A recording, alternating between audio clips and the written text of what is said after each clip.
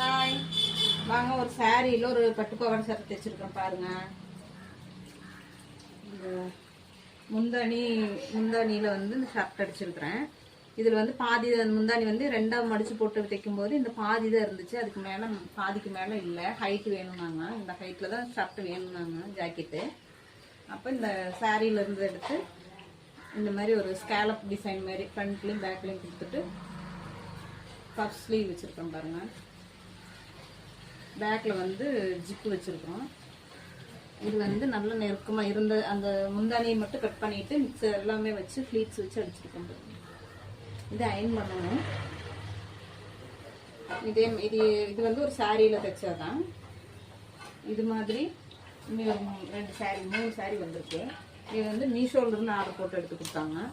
இது ஒருத்தவங்க நேற்று கொண்டு வந்து கொடுத்தாங்க, கவுன் தைக்கணும்னு சொல்லி. குட்டி குட்டி ஃப்ளீட்ஸ் வச்சு அடிச்சுக்கணுங்க. இதுக்கு லைனிங் எடுத்துகிட்டு வரணும். அதேமாரி இது ஒரு சாரீ கொடுத்துருக்குறாங்க. இதுவும் நெட்டு மாதிரி தான் இருக்குது. நல்லா தெரியுது பாருங்க. இது ஓப்பன் டாப். இது கொஞ்சம் சின்னதாக இருக்குது சாரீ. ஓப்பன் டாப் எடுத்துக்கணும், ஃபுல் ஸ்லீவ் வச்சுங்க. இது ஒருத்தவங்க, அது ஒருத்தவங்க, இது ஒருத்தவங்க. இது அதேமாரி இது கொஞ்சம் நெட்டு மாதிரி. இதெல்லாம் பழைய சாரீ கட்ட முடியறதில்லன்னு சொல்லிட்டு கொஞ்சம் டிரான்ஸ்பரண்டாக தெரியுது.